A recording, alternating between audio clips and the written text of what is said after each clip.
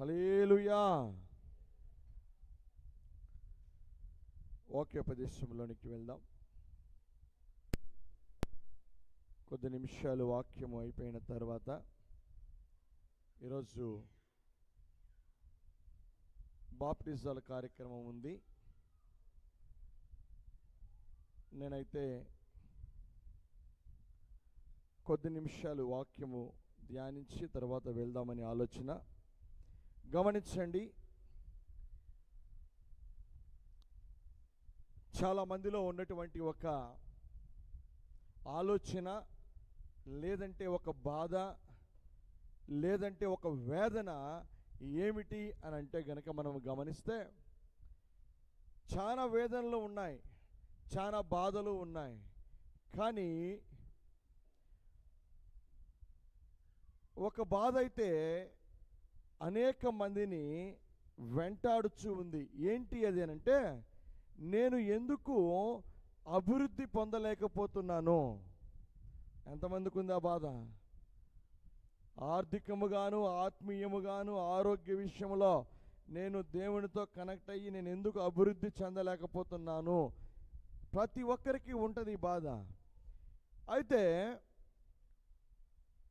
ఈ వేదన నుంచి, ఈ మనోవేదన నుంచి ఒక వ్యక్తి బయటపడాలి అని అంటే పిల్లలు కూర్చోవాలి జాగ్రత్తగా.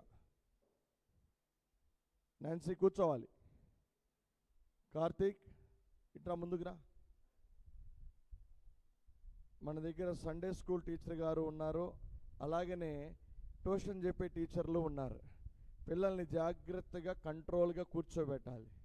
వచ్చే వారం నుంచి మీకు అది వర్క్ అనమాట. పిల్లలు లేచి తిరుగుతున్నారు అని అంటే అది మీరు ఫెయిల్ అయినట్టే. అర్థమైందా? హల్లెలూయా. ఎందుకు అని అంటే క్రమశిక్షణ అనేది మన పిల్లలకి కానీ మనకి కానీ సంఘములో నుంచి అలవాటు కావాలి. హల్లెలూయా, హల్లెలూయా. గమనించండి, అనేక మంది అనేక వేదనల్లో ఉన్నారు. ఈ వేదనలో నుంచి బయటికి రావాలి అని అంటే, ఆ బాధలో నుంచి బయటికి రావాలి అని అంటే ప్రతి వాడు కూడా, ప్రతి వ్యక్తి కూడా, ప్రతి సహోదరుడు సహోదరి ఎవరైనా సరే కొన్ని విషయాలు చేయాలి. అవునా? అడగంది అమ్మాయినా అన్నం పెట్టదు అన్న ప్రకారము పని దొరకాలి అని అంటే వెళ్ళి అడగంది పని దొరకదు. పొలంలో నుంచి పంట మన చేతికి రావాలి అని అంటే పంటను వేయాలి. మంచినీళ్ళు త్రాగాలి అని అంటే మంచినీళ్ళు తెచ్చుకోవాలి. ఇవన్నీ చేయకుండా, తెచ్చుకొనకుండా, పంట వేయకుండా, భోజనముకి సరిపోయే సరుకులు తెచ్చుకొనకుండా తరువాత సిద్ధపరచబడాలి అని అంటే జరగదు. ఒక వ్యక్తి ఎందుకు ఈ విధముగా మనోవేదనలో పడిపోతున్నాడు అని చెప్పి కనుక బైబిల్ గ్రంథంలో చూస్తే, దేవుడు సూటిగా చెప్పినటువంటి మాటలను మనము పెడచెవిని పెడుతున్నామేమో. ఒకవేళ దేవుడు మనల్ని ఆశీర్వదించడానికి సిద్ధముగానే ఎప్పుడు ఉంటాడు, కానీ ఆశీర్వాదాన్ని పొందుకోవడానికి, ఆ యొక్క ధన్యజీవిగా మార్చబడడానికి మనము వెనకంజ వేస్తున్నామేమో. వాటిల్లో ఒకటి, అత్యంత ప్రాముఖ్యమైనటువంటి వాటిల్లో ఒక విషయాన్ని ఈరోజు నేను మీకు చెప్తాను. ఈ కార్యము చేయకపోతే అది మనము చేసే వారముగా ఉండాలి. ఎందుకు అనంటే ఆశీర్వాదాలకు అడ్డుగోడగా ఒకవేళ ఇది నిలబడతా ఉందేమో. మనము బలము పొందుకోవడానికి బలము పొందుకోనియకుండా బలహీనులుగా చేస్తూ ఉందేమో. ఈరోజు మనం ఆ విషయాన్ని గమనించాలి. రక్షించబడ్డ ప్రతి వాడు కూడా ఈ కార్యాన్ని జరిగించాలి. ఏమిటి ఆ కార్యము అనంటే, ఆ కార్యము అనేక మంది జరిగించారు. చివరకు మనకు ఆధారమైన మన దేవుడు, మన కోసము రక్తము పెట్టిన మన దేవుడైన యేసు కూడా ఈ కార్యాన్ని చేశాడు. అది ఏమిటి అని మనం గనక గమనిస్తే, క్షమించుట. వాక్యములోనికి వెళ్ళే ముందుగా, రెఫరెన్స్ చెప్పే ముందుగా, ఎంతమంది మన పక్కన ఉన్నవారిని క్షమిస్తున్నాము? మన శత్రువుని క్షమించే వారముగా ఎంతమంది ఉన్నామో గమనించాలి. శత్రువు శత్రువుగానే ఉండాలి, మనము మనముగానే ఉండాలి. అలాగ ఉంటే మన దినం అయిపోయిన తర్వాత, తీర్పులోనికి వెళ్ళిన తర్వాత రెండే దారులు ఉన్నాయని మనకి తెలుసు. ఏ దారిలో పడిపోతావో, ఏ మార్గంలో పడిపోతావో, ఎక్కడ పడిపోతామో మనకు తెలియదు. కానీ శ్రేష్టమైనటువంటి మాట దేవుడు ఏమంటున్నాడు అని అంటే, నీవు రావలసినటువంటి ప్లేస్ ఒకటి ఉంది, అక్కడ నేను నివాస స్థలాన్ని సిద్ధపరిచాను, ఆ నివాస స్థలము నీ కొరకై. హల్లెలూయా చెప్పండి ప్రతి వారు కూడా, ఆ నివాస స్థలము నా కొరకై. చెప్పండి, ఆ నివాస స్థలము నా కొరకై నా దేవుడు సృష్టించాడు, తయారు చేశాడు, సిద్ధపరిచాడు. వెళ్ళి నివాసము చేయటమే. ఆ చేయడానికి దేవుడు కొన్ని ప్రాముఖ్యమైన విషయాలు చెప్పాడు. వాటిలో ప్రాముఖ్యమైన విషయాలలో ఒకటి క్షమించుట. ఒక మాట చదవండి, మత్తయి సువార్త 6వ అధ్యాయము 14-15 వచనాలు. మత్తయి సువార్త 6వ అధ్యాయము 14-15 వచనాలు. ఆయన కీర్తి ప్రసిద్ధమైన కనుక రాజైన హేరోదు ఆయనను గూర్చి విని. 6వ అధ్యాయము 14వ వచనం. మీరు క్షమించిన ఎడల మీ పరలోకపు తండ్రియు మీ అపరాధములను క్షమించును. మీరు మనుషుల అపరాధములను క్షమింపక పోయిన ఎడల మీ తండ్రియు మీ అపరాధములను క్షమించడు. హల్లెలూయా. చూడండి చక్కటి మాట. మనుషుల అపరాధములను మీరు క్షమించిన ఎడల, తండ్రి అయిన దేవుడు ఇక్కడ కూర్చున్న వారిలో కానీ భూమి మీద ఉన్న వారిలో ఎవరు కూడా అపరాధము చేయకుండా ఉండేవారు లేరు. ఎందుకు అంటే మనిషి జన్మే పాపముతో వచ్చాడు. జన్మ తరహా కర్మ తరహా పాపాల నుంచి విడుదల పొందుకోవడానికి క్రీస్తు దేవుడని, ఆయన రక్షకుడని, ఆయన ఆదరణకర్తని, ఆయనే మనల్ని బలపరిచే దేవుడని, నడిపించగలిగిన దేవుడని, అలాగనే పరలోకానికి తీసుకువెళ్ళగలిగిన ఏకైక దేవుడని మనమందరము విశ్వాసం ఉంచాం, మనమందరము నమ్మాం, మారు మనసును పొందాం, క్రీస్తులో వెళుతూ ఉన్నాం. క్రీస్తుని అంగీకరించక మునుపు మనము పాపులమే, అవునా కదా? పాపపు బంధకాల చేత పట్టుబడి ఉన్నవారమి. ఆ పాపము నుంచి మనకు విడుదలను దేవుడు దయచేశాడు. హల్లెలూయా, హల్లెలూయా. ఇంకను రక్షించబడిన తరువాత కూడా అనేకమైనటువంటి అపరాధముల చేత ఇంకను నడిపించబడుతూ ఉన్నట్లయితే, ఇంకను ఆ యొక్క అపరాధముల చేత వాటినే పట్టుకొని ముందుకు వెళుతూ ఉన్నట్లయితే, దేవుడు మనము చేసే అపరాధములు, మన అపరాధములు ఏవైతే ఉన్నాయో వాటిని క్షమించేవాడుగా ఉండడు. దానికి దేవుడు ఏమంటున్నాడంటే, నీవు నీ అపరాధములు క్షమించబడి నీవు నిత్య రాజ్యానికి వారసుడు కావాలి అని అంటే, మనుషుల యొక్క అపరాధములు, నీ ఎదురుగా ఉన్న నీ మనుషుల యొక్క అపరాధములు క్షమించు. నేను ఒక మాట అంటాను, ఇది ఖర్చుతో కూడుకుందా? రోజు భోజనం ఖర్చుతో కూడుకుంది, అవునా? మంచి బట్టలు వేసుకోవాలంటే ఖర్చుతో కూడుకుంది. ఎదుటి వాడిని క్షమించటం ఖర్చుతో కూడుకోలేదు. మీకు ఒక విషయం తెలుసో లేదో, దేవుడు ఏదైతే మనకి చెప్తాడో అది ధనముతో పని లేనటువంటి విషయాన్నే చెప్తాడు. చెయ్యవలసినటువంటి విషయాలు ఏమిటి అని అంటే క్షమించమంటున్నాడు. మనుషుల అపరాధములు క్షమించండి. ఎన్ని సంవత్సరాలుగా మీ హృదయాలలో గూడు కట్టి ఉన్నాయో, ఎదుటివాడి మీద కోపము, ఎదుటివాడి మీద పగ, ఎదుటివాడు ఇదిగో వాడు నాకు శత్రువు, వాడు మాట్లాడినా నేను మాట్లాడను. నా మాట అర్థమవుతుందా? ఈ విషయాలన్నీ మనకన్నీ తెలిసినటువంటివే. ఇవన్నీ మనము చేస్తూ ఉన్నట్లయితే వాటి నుంచి విడుదల రావాలి ఈరోజు. ఎందుకు అనంటే వాడి అపరాధము క్షమించబడకపోతే మన అపరాధములు క్షమించబడవు. మన అపరాధము క్షమించబడకపోతే నిత్య రాజ్యానికి వెళ్ళలేం, యేసుని చూడలేవు, యేసుతో ఉండలేవు. ఇక యేసుతో లేని జన్మ, ఆ మనిషి ఆత్మ నరకంలోనికే, వ్యర్థమైనటువంటి జీవితంలోనికి వెళ్ళిపోతాం. ఆయన అంటూ ఉన్నాడు, ఎన్ని సంవత్సరాలుగా నీ హృదయములో గూడు కట్టుకొని ఉన్నటువంటి కోపాన్ని, ఎదుటి వ్యక్తి మీద ఉన్న పగను తీసివేసి వాని అపరాధములు, తప్పు చేసిన వాణ్ణి హక్కున చేర్చుకొని వాణ్ణి క్షమించి ముందుకు వెళితే మన పరమ తండ్రి అయిన దేవుడు తెలిసి తెలియక మనము చేసినటువంటి అపరాధములను, పాపముల నుంచి మనకి విడుదలిచ్చి మనల్ని పవిత్రపరుస్తాడు. హల్లెలూయా. కష్టమైన పనేమి చెప్పట్లేదు యేసు. ఎందుకు చెప్పట్లేదు అనంటే, 2 ఎద్దులు ఉన్నాయి. ఎద్దు అరక దున్నకపోతే యజమానుడు ఊరుకుంటాడా? ఊరుకోడు. ఎద్దు బండె లాగకపోతే యజమానుడు ఊరుకోడు. వాటి మీద పెడుతున్నటువంటిది భారం, మన మీద పెడుతున్నది భారమైన అది సులువు.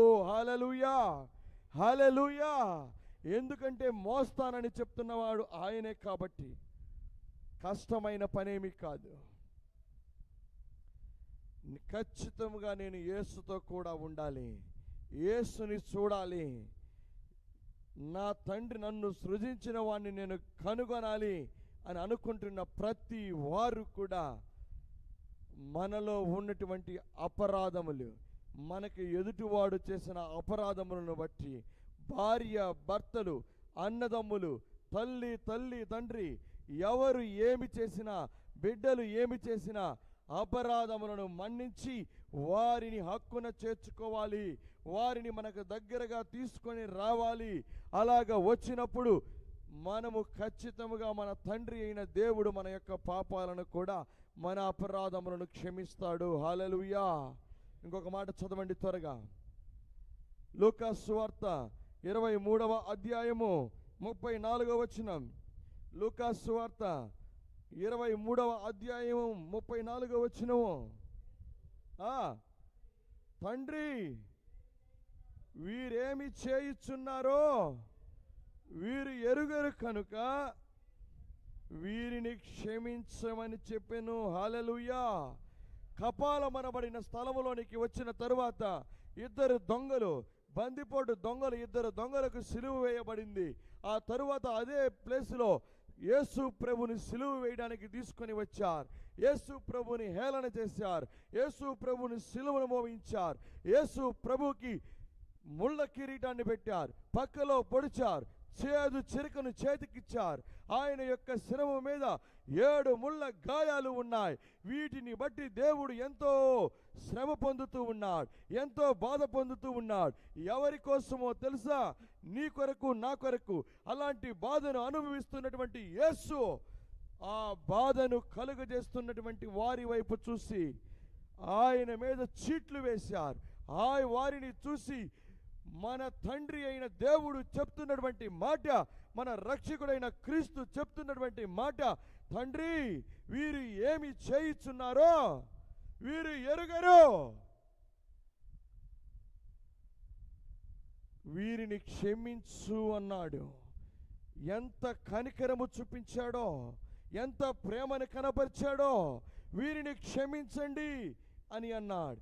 ఎవడైనా సరే ఒక్క మాట అంటే వాణ్ణి క్షమించటానికి మన మనసు రాదు. ఎవడైనా సరే ఒక తల్లి కుమార్తెను గద్దిస్తే ఆ కుమార్తె మనసు తల్లితో మళ్ళా సమాధాన పడటానికి మనసు తొందరగా రాదు. పక్క ఇంటి వారు, రక్త సంబంధికులు అత్త కోడలు మామ అల్లుళ్ళు ఒళ్ళ చూసుకోండి, ఎక్కడైనా హృదయము నిండా ప్రేమ కనపరచాలి. కానీ హృదయము నిండా పెట్టుకుంటున్నదే ఫలానా రోజు ఇలాగ జరిగింది, ఫలానా సమయములో ఇలాగ జరిగింది, ఈ క్షణములో మన ప్రాణము పోతే, ఈ క్షణములో యేసు మన ప్రాణాన్ని తీసుకుంటే ఫలానా ఎవరికి చెప్తావు?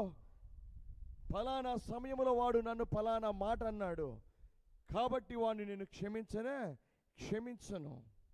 ఫలానా సమయంలో ఇదిగో నన్ను ఈ విధముగా దూషించారు, నేను వాడిని క్షమించను. ఒకవేళ మన ప్రాణం ఈ క్షణాన్ని పోతే ఎవరికి చెప్పుకుంటావు? ఎవరికి చెప్పుకోవడానికి అవకాశం లేదు. డైరెక్ట్గా ఆత్మ ఒకవేళ ఆ యొక్క బంధకాన్ని బట్టి, ఆ పాపాన్ని బట్టి, ఆ యొక్క అపవిత్రతను బట్టి నరకములోనికి వెళ్ళిపోతే అక్కడ చెప్పుకోవడానికి అవకాశం లేదు. దీపము ఉండగానే ఇంటిని చక్కబెట్టుకో. ఇదిగో బ్రతికుండగానే, ప్రాణము ఉండగానే, నీ ప్రాణము నా ప్రాణము పోక మునిపే యేసుతో సమాధానపడి ఆయన చెప్పిన మాట. ఒక వ్యక్తి ఘోరమైన పాపై ఉండవచ్చు, వానితో నీవు సమాధాన పడటానికి వాని దగ్గరికి వెళ్ళి వాడిని నిన్ను క్షమిస్తున్నాను అని చెప్పు. వాడు నిన్ను క్షమించాడా లేదా అనేది నీకు అనవసరం. నా మాట అర్థమైందా? ఎదుటివాడు నిన్ను క్షమించాడా లేదా అనేది వాడి తీర్పు. నీ తీర్పు గురించి, నీ ఆలోచన గురించి ఎవడి ఆలోచన వాడే చేయాలి. కాబట్టి సమాధాన పడాలి ఎదుటివాడితో, భార్యతో, భర్తతో, రక్త సంబంధికులతో, పగవాడితో సమాధాన పడాలి. సంవత్సరాలు గడిచిపోతున్నాయి, దినాలు గడిచిపోతున్నాయి, ఎవడి దినము ఎప్పుడో ఎవడికి తెలియదు. కాబట్టి దీపము ఉండగానే ఇంటిని చక్కబెట్టుకో. ఇదిగో నీ యొక్క హృదయం అనే నీ యొక్క ఆలయాన్ని, దేహం అనే ఆలయాన్ని చక్కబెట్టుకో. హృదయము నిండా దేవుణ్ణి పెట్టుకో. ఆత్మ స్వరూపైన దేవుడి చేత నింపబడి ముందుకు వెళుతూ పరిశుద్ధాత్మ చేత నడిపించబడి పరలోకానికి ప్రాణము పోగానే ఏడ్చేవాడు ఏడుస్తూనే ఉంటాడు, గొయ్యి తోవేవాడు తోవుతూనే ఉంటాడు, రక్త సంబంధికుల్ని పిలిచేవాడు పిలుస్తూనే ఉంటాడు. ఎన్ని పిలిచినా ఏమి చేసినా ఆత్మ అప్పటికే ఇక్కడ ఉండదు. ఆ ఆత్మ ఎంత ప్రాముఖ్యమైనదో మనలోనే ఉంటుంది. ఆ ఆత్మ, ఆ ప్రాముఖ్యమైన ఆత్మ వైపు చూస్తూ ఉండాలి. ఆ ఆత్మ చూడు, పరలోకము నుంచి భూమి మీదకు వచ్చిన యేసే క్షమించాడు. ఆయన అంటూ ఉన్నాడు, నీవు ఎవరివి అంటే నీవు నేను నా స్వారూప్యములో చేసుకున్న నా బిడ్డవి అంటున్నాడు. నీవు ఎవరివి? ఇప్పుడు ఆయన స్వారూప్యములో చేయబడిన ఆయన బిడ్డవి. అవునా? పోయినసారి ఒకసారి చెప్పాను నేను, చిన్నపిల్లవాడు పుట్టగానే పెద్దవాళ్ళు మాట్లాడుకునే మాట ఏమిటి?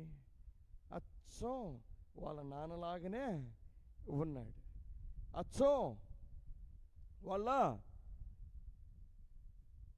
తల్లిలాగానే ఉంది అని చెప్పుకుంటున్నావు. అలాగ చెప్పగానే తల్లికి తండ్రికి, తండ్రిలాగా ఉందనగానే తండ్రికి నాలాగా ఉన్నాడు నా బిడ్డ అని సంతోషం. తల్లికి నా పోలికతో ఇదిగో ముక్కు నాదే, నోరు కూడా నాదే, ఫోటో దిగింది అక్కడంతే. ఎంత సంతోషపడతావో.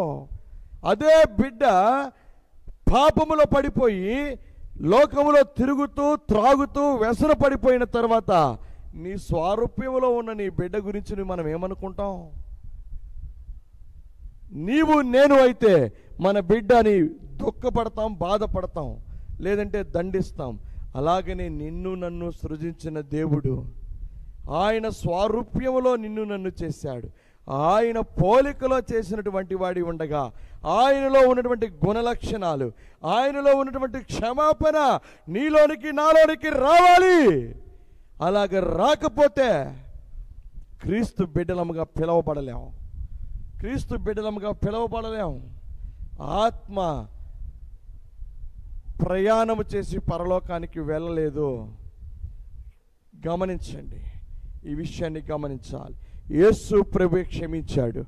ఆయన యొక్క పోలికలో ఉన్న మనం క్షమించడానికి దేవుడే క్షమించగా మట్టిలో నుంచి వచ్చిన వారం, ఆయన ఆత్మను పొందుకున్న వారం మనము క్షమించలేమా? ఈరోజు వాక్యం విన్న తర్వాత ఎవడు మీకు శత్రువు ఉంటే, ఒకవేళ ఇక్కడ కోడళ్ళు ఉంటే, అత్త శత్రువు అయితే అత్తతో మాట్లాడండి.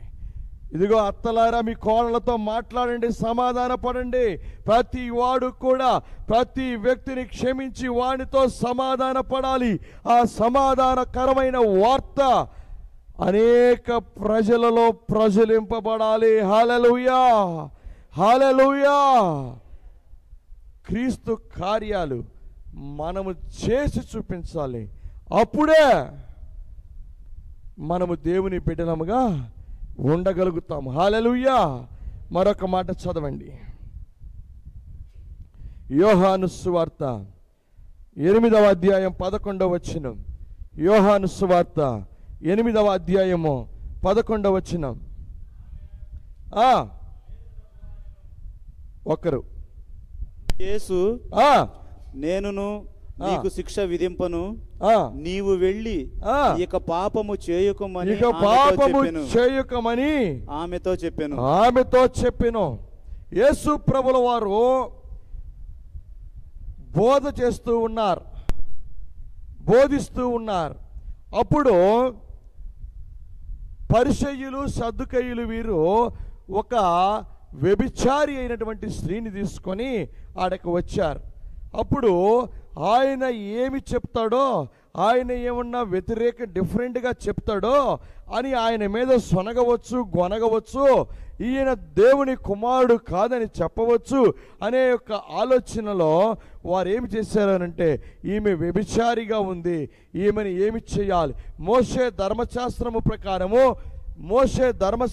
ప్రకారము వ్యభిచరించినటువంటి స్త్రీని రాళ్లతో కొట్టాలి కదా అని ఉంది కదా, ఏమి చెయ్యాలి అని అడిగినప్పుడు యేసు ప్రభు నేల మీద రాసుకుంటూ తల వంచుకొని ఒకే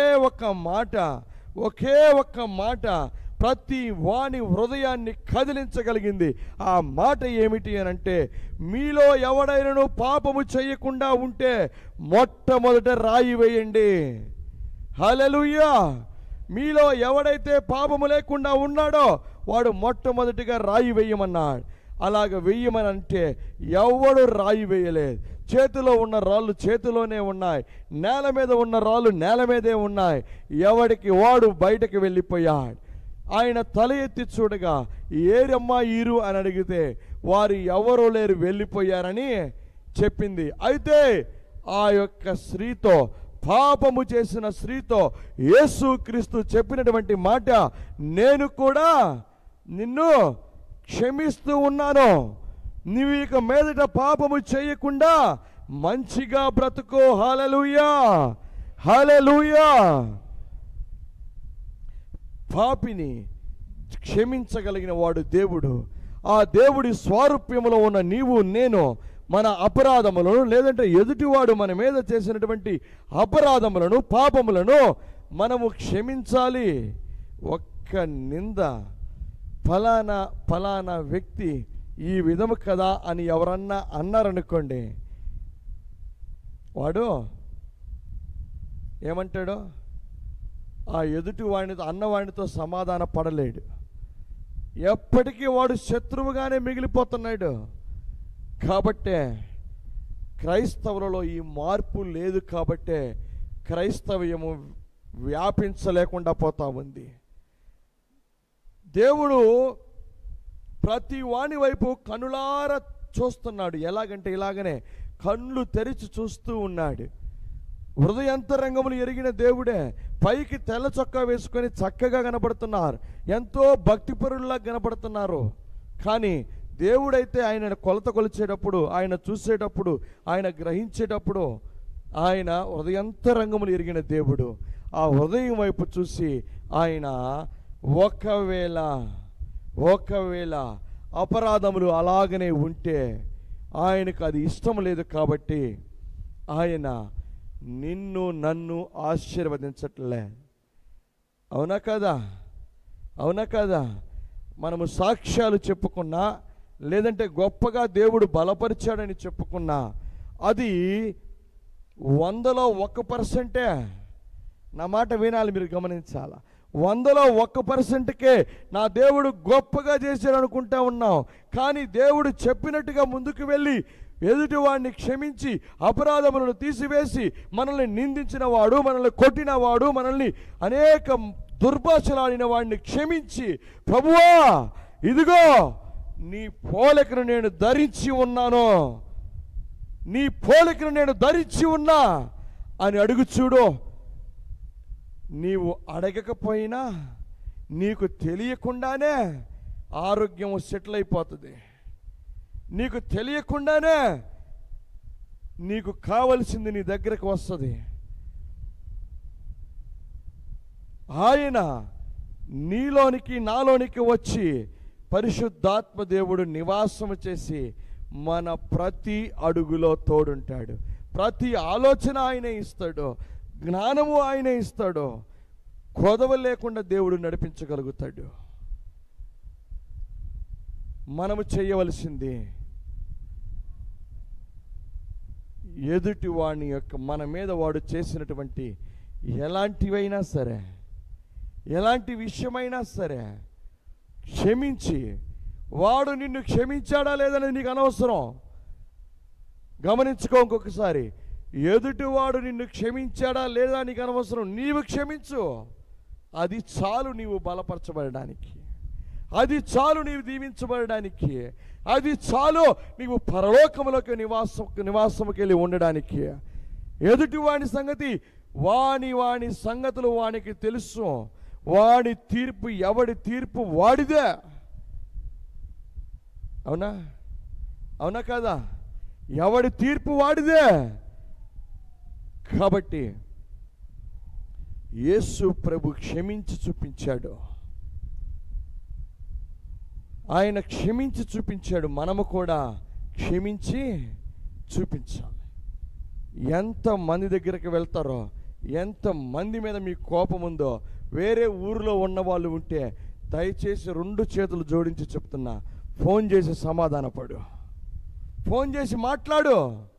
ఒకవేళ ఈ విధంగా చెప్పు, ఎదుటివాడు కూడా నిన్ను ప్రేమించే విధంగా ఉంటుంది. ఈ మాట వాక్యంలో ఉన్న మాటే. ఇదిగో నా వలన ఏదైనా సరే నీవు నీ మనసుకు గాయము తగిలితే, నీవు ఇబ్బంది పడితే, నీవు నన్ను క్షమించు అని, నేను నిన్ను క్షమిస్తున్నాను అని ఒక్క మాట చెప్పు చాలు. ఎంత కఠినమైన వాడైనా క్షమించాల్సిందే. నవ్వుతూ చెప్పిన మాట ఎదుటివాడిలో పశ్చాత్తాపాన్ని కలుగజేస్తుంది. హల్లెలూయా. వాడు ఒకవేళ నిన్ను క్షమించకపోయినా నీ మటికి నీవు క్షమించేసావు చాలు. దేవుడు అదే చూస్తాడు నీ వైపు, ఆ విషయమై నీ వైపు చూస్తాడు. ఒక మాట చదవండి, నేను ముగిస్తాను, సమయం లేదు, ఈరోజు ఇంకొక కార్యక్రమాలు ఉన్నాయి.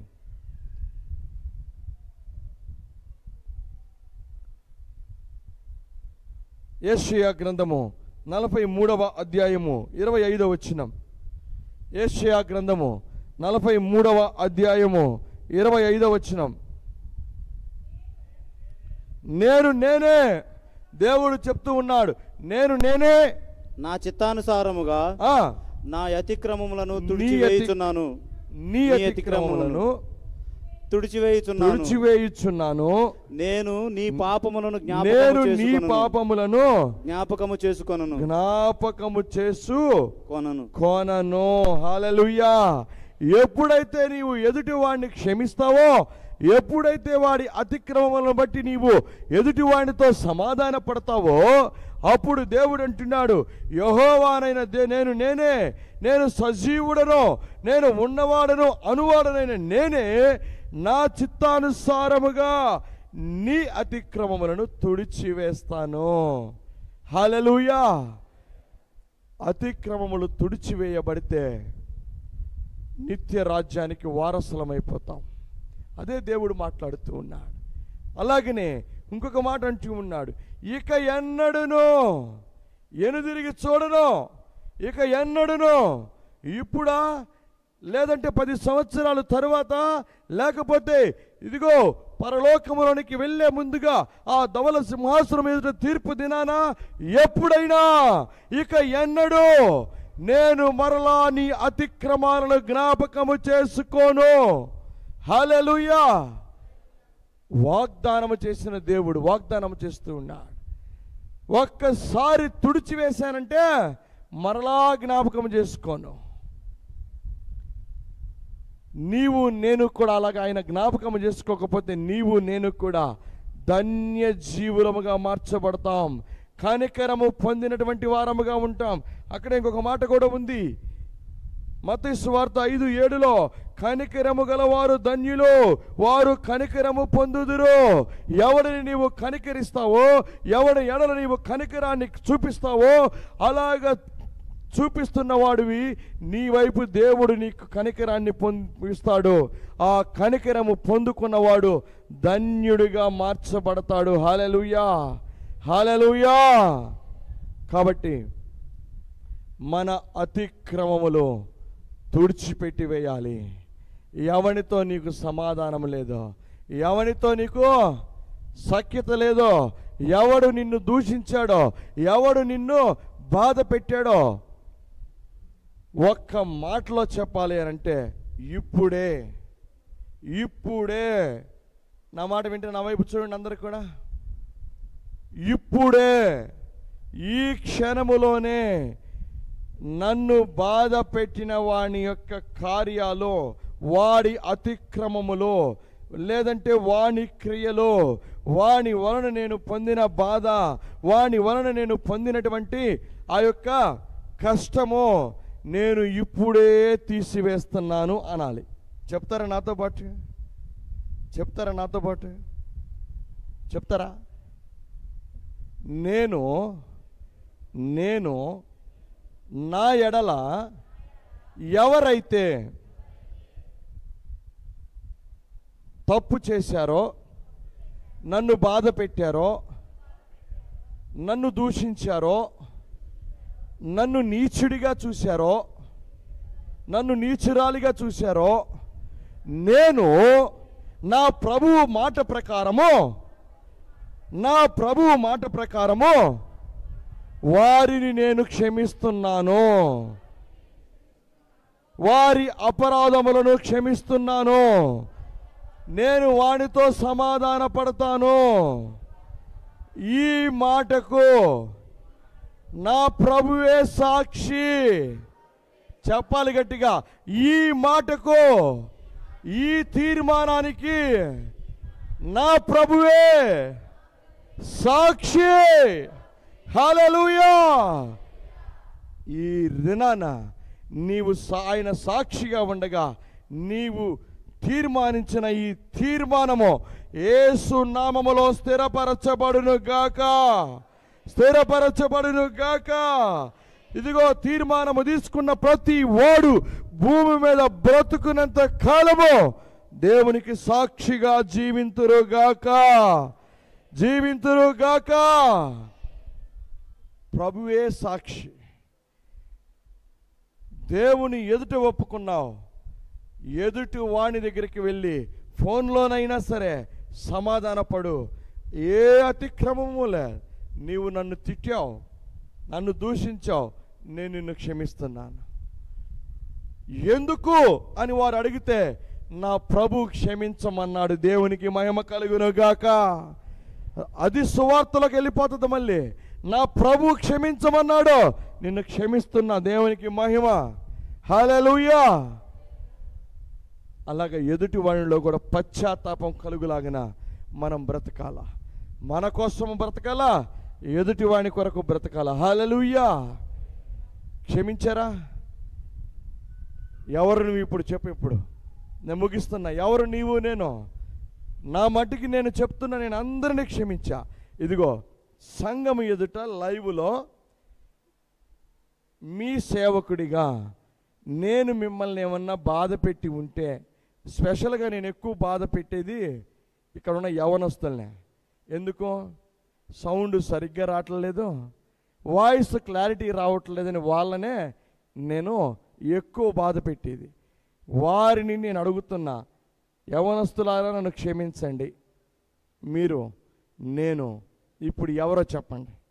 కనికరము పొందిన వాళ్ళం మనం ఎవరమే? కనికరము పొందిన వారమి ఎవరు నీవు అంటే, నేను ధన్యజీవి. హల్లెలూయా, హల్లెలూయా.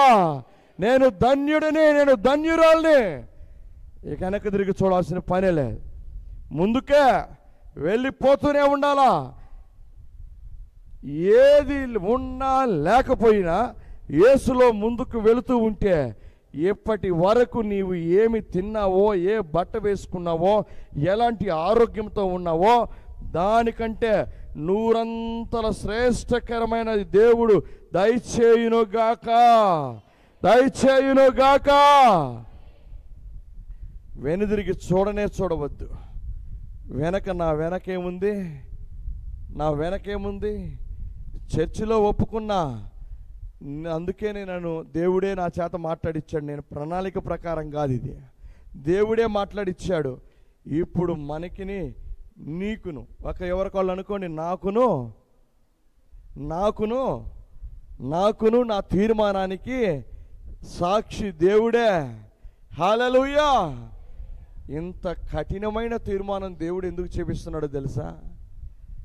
నిన్ను నన్ను బలపరచుకోవడానికి, నిన్ను నన్ను కూడా ఆయన బిడ్డలుగా రూపాంతరము చెందించుకొని, ఇదిగో ఈ లోకములో బలమైనటువంటి బిడ్డలుగా నిలబెట్టాలని. హల్లెలూయా. దేవుడు నమ్మదగినవాడు, దాటిపోయేవాడు కాదు. ఈ తీర్మానం మీద అలాగనే నిలబడండి. రాబోయే దినములలో మీలో ఉన్న ఒక్కొక్కరు 10 నిమిషాలు సాక్ష్యము చెప్పుదురుగాక. ఇదిగో ఆగస్టు నెలలో 11వ తారీఖు నుంచి మా జీవితాలు మార్చబడ్డాయని ప్రతి ఒక్కరూ చెప్పుదురుగాక.